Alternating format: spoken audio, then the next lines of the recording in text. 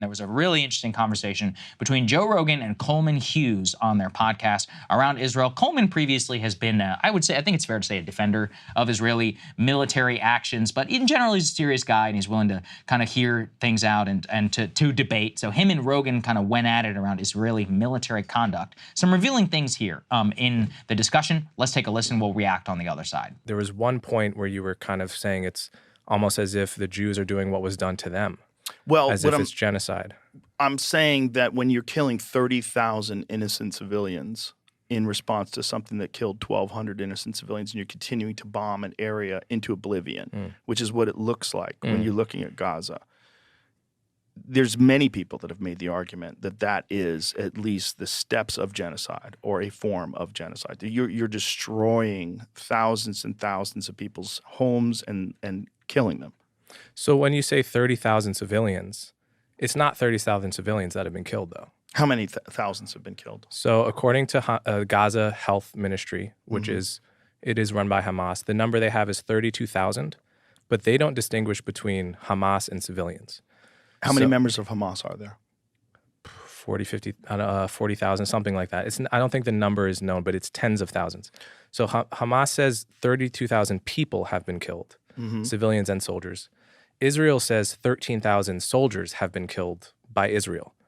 So if you let's not doubt either number. They could both be inflated. But if both of those numbers are accurate, which they may or may not be, that would be 13,000 soldiers killed, 19,000 civilians killed, which for urban combat in the Middle East is a very normal ratio. I see what you're saying if you wanted to look at it cold and objectively. Yeah.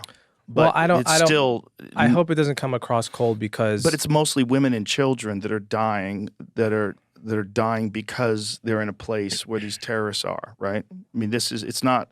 Because the terrorists on purpose embed themselves with the civilian population, which is a war crime. Right, which is a strategy that they have clearly employed when you see them. And when the IDF went into that hospital and found Hamas... Just recently? Yes. Yeah.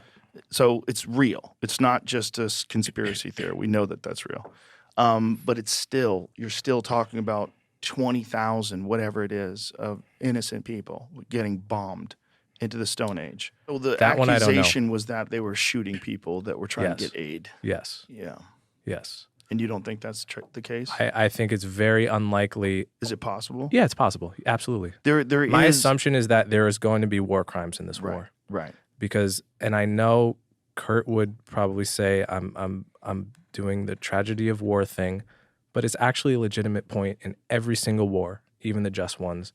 There are war crimes by berserk soldiers, by the good guys. Yeah. That doesn't mean it's genocide, and that doesn't mean it's not a just war. Interesting. Krystal? So there's a lot here. So first of all, with regard to the targeting of women and children, we actually just learned quite a bit, and I am going to lay all this out in my monologue, but there is an active Israeli government official policy which says, hey, first of all, we're not just going to target the high-level Hamas commanders. We're going to target even just like random rank-and-file Hamas members. Okay, fine. But we're going to specifically do that using a program, I kid you not, called Where's Daddy, that allows us to target them when they are at home with their wives and children. Furthermore, we are going to generate our target list using AI, and we're not actually going to check whether these are Hamas militants. The only thing we're going to check is whether or not they are male. This speaks to the comments from reporter Barak Ravid about how basically the assumption from the Israeli government is that any fighting age male, including minors, by the way, is a Hamas militant. So when you see their numbers about how many Hamas members they've killed, they are not correct. No serious body believes the Israeli narrative of how many Hamas fighters they've killed. Okay, so what is the civilian ratio here? Because, he's saying, okay, you can't trust the Gaza Health Ministry because they're affiliated with Hamas. Well, previous research has shown that their numbers are actually quite correct, but let's put that aside. UN report says that 70% of those killed are women and children. Okay, so you don't have to take the Israeli government or the Gaza Health Ministry's word for it. 70% of those killed are women and children. So that's on the death toll. Then you talk about the destruction of civilian infrastructure. And the way Coleman portrays it, it's like, oh, well, you know, one hospital maybe because there was a command and control center, which again, the Israelis never actually proved the extraordinary allegations that they made about what was allegedly happening at Al-Shifa Hospital. But that was far from the only healthcare facility that was targeted. 301, according to Euromed Monitor, healthcare facilities have been targeted, including 29 hospitals, 69 clinics, 203 ambulances. So this was an all-out destruction, intentional destruction of the healthcare system. You had universities that were destroyed through controlled demolition. They never even made an argument that, oh, Hamas is hiding here, blah, blah. No, they just decided to destroy the entirety of the university system in Gaza as well. Churches, mosques, 269,000 homes have been at least partially destroyed. 122,000 homes have been completely destroyed. The devastation is greater than Dresden. So to look at this and say, oh, it's this, you know, targeted, strategic, very disciplined operation. Yeah, maybe there may be an occasional war crime or two. It's just to really deny the actual reality of what's happening here and to frankly dishonestly manipulate the facts that we know in order to try to support something that is increasingly difficult to support. I respect Coleman. I think what he is missing here is that it's about intent. And I understand, you know, his point about, like, I think war crimes are inevitable. I actually agree. I don't think it's possible for human civilizations to, you know, go into combat. For me, it is about the intent of the highest military authorities and the civilian leadership that are at hand, is the intentional purpose that is then filtered down through the military and then through enforcement of rules to minimize that to as much as possible, or is it not? Now, we have not seen that behavior from the very beginning, from the Israeli military, from the Israeli government, and within, frankly, the Israeli, you know, from the lowest level to the highest level. You have had zero enforcement of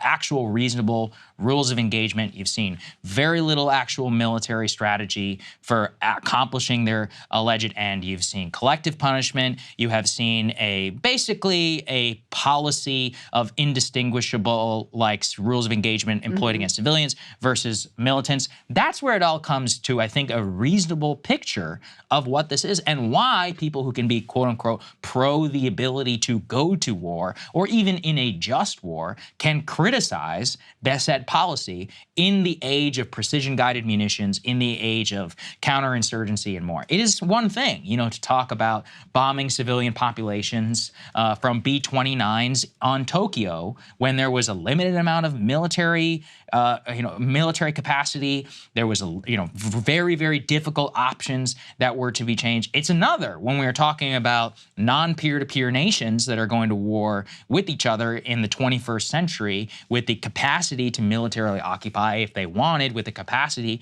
to distinguish civilians from militants if they wanted, and then explicitly to not make that choice. That is what my biggest criticism, I would say, of him was. And I also think, you know, not really engaging too either with some of the aid workers that Rogan brings up there at the end. And that's why I think it is self-evidently available and obvious to people who are observers of this conflict that even if you don't have a bias, and especially if you don't have a bias, just try to look at it, you know, one-to-one. And you're like, okay, look, we can be reasonable here. We can understand that some sort of response is justified, you know, and we can have compassion and feel the horror of October 7th and justify and understand the state of Israel and where they come from and all that, and still have very, very reasonable criticisms of that state, which is part of the why I like to look at the actual Israeli society where apparently they're allowed to have more dissent than we are, I guess, at least to a point. That's what I would say. I think a couple more points. So just to me, when the government announces a complete siege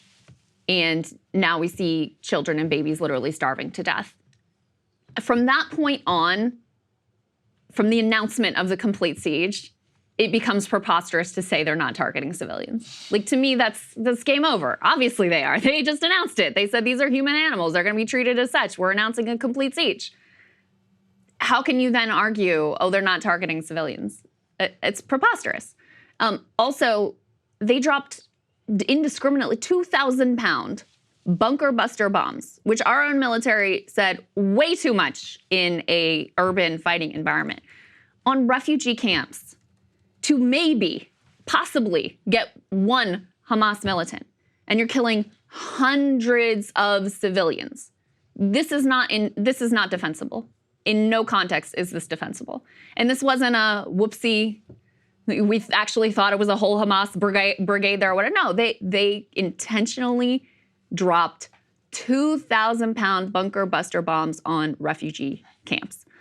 Lastly, Joe brings up, I think he's referring to the Flower Massacre that we covered extensively here, where you had over 100 Palestinians killed, where you had this, aid convoy coming in and people who were waiting for it. This is in northern Gaza, where the humanitarian situation is the most dire and the highest levels of actual starvation. And some are saying now actually has tipped into famine. That's where we're talking about.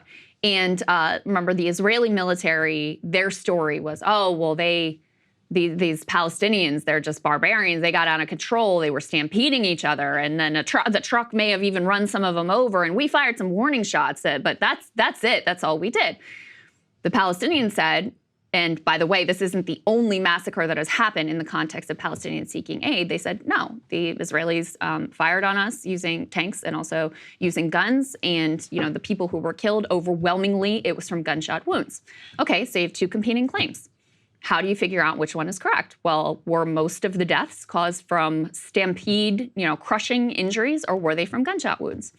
The doctors and independent observers on the ground said, overwhelmingly, it was from gunshot wounds to the head, to the chest. This was not, oh, we're firing warning shots at their feet or whatever.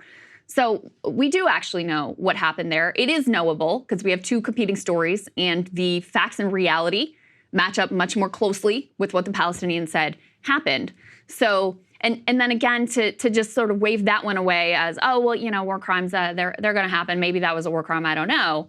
And then to ignore all of the other aid massacres, all of the other assaults on civilian infrastructure, which are war crimes, to ignore the complete siege, to ignore everything else that's happened and just dismiss that as a one-off, is to deny the reality of what has actually been a top-down, systematic assault that is wildly in contravention at every turn with international law and is quite consistent according to the ICJ and according to the UN Special Rapporteur on human rights in the occupied territories, is at least plausible and, in the words of Francesca Albanese, reasonable grounds to say that this is an ongoing genocide. So that's what I would say in response to some of what was laid out there. Anyway, I'm at least glad he's having people on that are debating this. It's good. It's good for people. Hey guys, if you like that video, go to breakingpoints.com, become a premium subscriber, and help us build the best independent media organization on the planet. That's right. We're subscriber funded. We're building something new. We want to replace these failing mainstream media organizations. So again, to subscribe, it's breakingpoints.com.